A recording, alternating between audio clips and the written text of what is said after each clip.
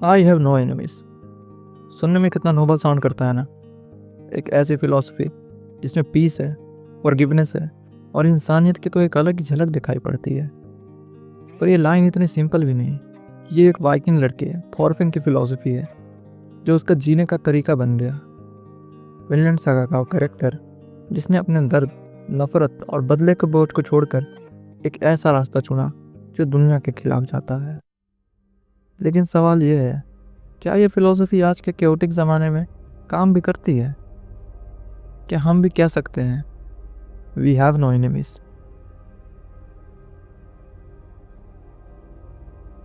Vinland Saga में हमें दिखाई पड़ता है थॉरफिन का बचपन खून और तलवार के साए में गया।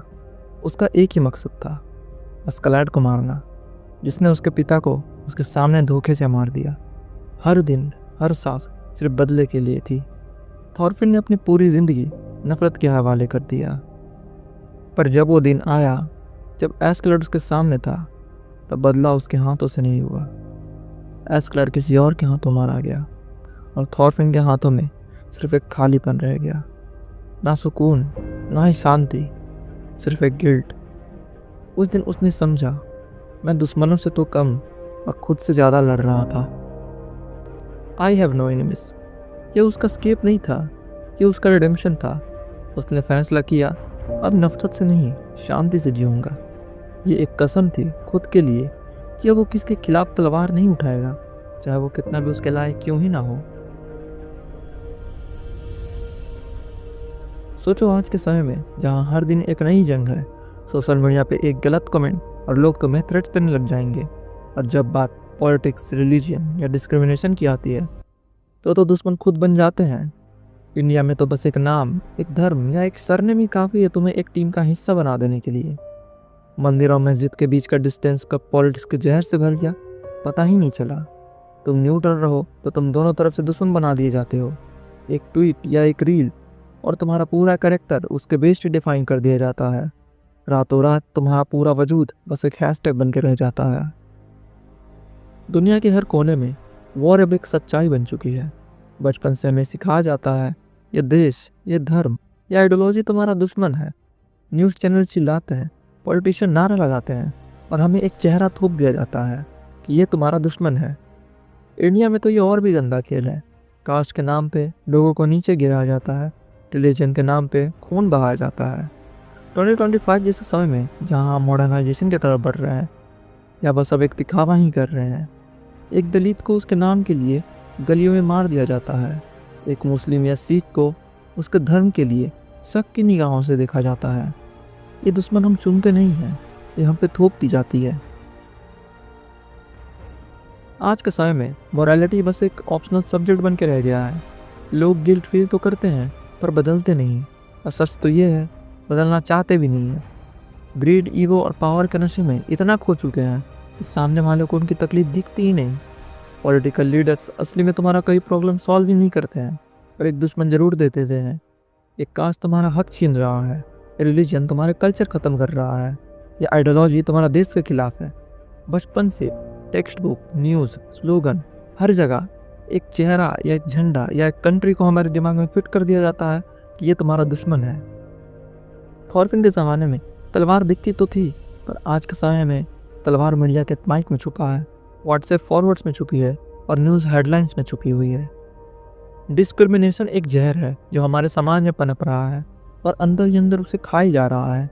एक इंसान जो उसकी जाति की वजह से नौकरी नहीं मिलती, घर नहीं मिलता, इज्जत भी नहीं मिलती। जेंडर के नाम पे लोगों को दबाया जाता है, उनकी आवाज़ को चुप कर दिया जाता है। एक ट्रांस इंसान को तो बस उसके जीने का अधिकार भी नहीं मिलता। ये दुश्मन समाज बनाता है और हमें उसके खिलाफ लड़ने पर मजबूर कर दिया जाता है। थॉरफिन ने शांति चुनी, पर जब तुम्हारा वजूद ही हर दिन दबाया जाए तो शांति एक कॉम्प्रोमाइज लगती है, ना कि जीत। आई हैव नो एनिमीज एक लाइन नहीं, एक ग्रेवयार्ड है। थॉरफिन की गिल्ट, उसके रिग्रेट और उसकी टूटी हुई इंसानियत का सबूत सब उसमें ही छुपी है। उसने तलवार छोड़ी पर उसके दिमाग में एक जंग चलती रही, कभी ना खत्म होने वाली। हर रात वो अपने खुद के उस वर्जन के साथ सोता है जिससे वो बेइंतहा नफरत करता है। उसने माफ़ तो किया क्योंकि उसके पास कोई और रास्ता नहीं था, पर यह माफ़ी एक सज़ा भी थी उसके लिए। खुद को हर दिन ये याद दिलाने के लिए कि वो कभी उस बदले के रास्ते पे नहीं जाएगा। आई हैव नो एनिमीज बोलना आसान है, पर जब यादें चीखे बन के वापस आए, जब रातों में नींद ना आए, तब क्या? ये फिलॉसफी हर किसी के लिए नहीं है। लोग कहते हैं शांति में स्ट्रेंथ है, पर कभी कभी शांति एक बोझ बन जाती है। जब कोई तुम्हारा सब कुछ छीन ले, तुम्हारी इज्जत, तुम्हारा हक, तुम्हारा नाम, और तुम उसे माफ करने की कसम खाओ, तो तुम बदलते तो हो, हाँ, पर अंदर ही अंदर थोड़ा थोड़ा मरते भी हो। थॉरफिन के लिए यह वादा खुद से था, अपने पास से और उस दुनिया से जहाँ सिर्फ नफरत बोलती थी। पर आज के समय में लोग तुम्हारा साइलेंस का फ़ायदा उठाते हैं। तुम शांति चुनते हो और लोग उसे वीकनेस समझते हैं। वो तुम्हारी बाउंड्रीज को बार बार तोड़ते हैं, क्योंकि उन्हें लगता है जो चुप है वो सहने के लिए बना है। थॉरफिन ने अपने दर्द को शांति में बदला, पर आज के इंसान के लिए ये सब इतना सिंपल भी नहीं है। स्पिरिचुअलिटी एक ब्रांड बन चुका है। बिलीव अगर करते हो तो अंधभक्त, और अगर नहीं करते तो anti national. I have no enemies एक इनर पीस की लाइन थी, पर अब ये बस एक इंस्टाग्राम कैप्शन बन के रह गया है। माफ़ करोगे तो लोग उसे तुम्हारी कमजोरी समझेंगे, लड़ाई छोड़ोगे तो लोग तुम्हें डरपोक कहेंगे। शांति आज एक समझौता बन गया है, फॉरगिवनेस एक वीकनेस बन गया है। आई हैव नो एनिमीज बोलना एक कॉस्टली आइडियलिज्म ही बन के रह गया है, जो हर कोई अफोर्ड नहीं कर सकता। इंसान वो नहीं जो परफेक्ट है, इंसान वो है जो अपने दर्द की जिम्मेदारी उठाए, चाहे वो शांति में मिले या जंग में। थॉरफिन ने अपना रास्ता चुना क्योंकि उसके पास कोई और ऑप्शन नहीं था। पर तुम्हारा रास्ता क्या है जब दुनिया तुम्हें हर दिन एक नया दुश्मन देती है? कास्ट, रिलीजन या तुम्हारा खुद का वजूद ही? क्या तुम उसे फिर भी माफ़ कर सकते हो, या कभी कभी अपने हक के लिए लड़ना ही तुम्हें इंसान बनाए रखता है?